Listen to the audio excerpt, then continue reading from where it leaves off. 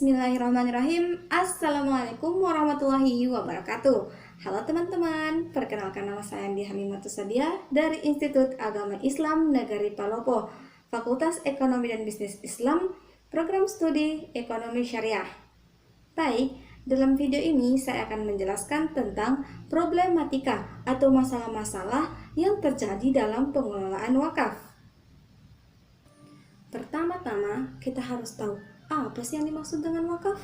Wakaf berasal dari bahasa Arab, yakni wakaf, ya artinya menahan, berhenti, atau diam. Maksud menahan di sini yakni tidak memperjualbelikan, menghadiahkan, atau mewariskan. Sedangkan menurut istilah syar'i, wakaf adalah suatu ungkapan yang mengandung makna penahanan harta miliknya kepada orang lain atau suatu lembaga dengan cara memberikan suatu benda yang kekal zatnya untuk diambil manfaatnya demi kebaikan. Kemudian, secara umum, wakaf adalah sedekah jariah dengan tujuan memberikan harta untuk kepentingan umat. Baik, teman-teman, kita kembali ke judul, yakni problematika atau masalah-masalah yang terjadi dalam pengelolaan wakaf. Yang saya ketahui, masalah dalam pengelolaan wakaf itu terjadi atas 3 alasan, yakni yang pertama, karena pelaksanaan wakaf itu didasari dengan rasa percaya, yaitu pewakif atau pemberi wakaf memberikan wakafnya kepada seorang nasir atau pengelola wakaf tanpa adanya ikrar akta wakaf atau sejenisnya. Hal ini pada akhirnya akan menjadikan tanah yang diwakafkan tidak memiliki dasar hukum, sehingga apabila terjadi permasalahan di kemudian hari, maka akan sulit menyelesaikannya karena tidak adanya bukti.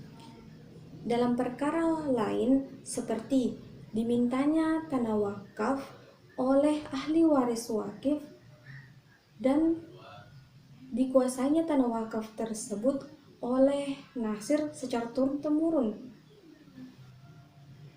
Yang kedua, karena kelalaian, ketidakmampuan, atau kurang profesionalnya nasir dalam mengelola atau mengembangkan harta benda wakaf, seperti wakaf tidak dikelola sebagaimana mestinya, terlantar diambil oleh pihak ketiga atau diambil alih oleh ahli waris dengan cara melawan hukum. Hal ini terjadi karena kurangnya pemahaman masyarakat tentang wakaf yang harus dilindungi demi kesejahteraan umum. Yang ketiga, kurangnya pengawasan dari instansi atau pemerintah yang terkait, seperti tidak membina atau mengawasi penyelenggaraan wakaf. Nah, teman-teman, adapun solusi untuk masalah-masalah tadi, yakni yang pertama itu memanfaatkan Badan Wakaf Indonesia secara nyata dan maksimal, yakni Badan Wakaf Indonesia yang sudah mendapat pengakuan dari undang-undang perlu melakukan atau menyusun program-program kerja yang brilian untuk segera dilaksanakan. Adapun yang kedua, menyiapkan manusia yang berkualitas untuk bertindak sebagai nasir atau pengelola, misalnya memberikan pendidikan secara khusus untuk menjadi nasir.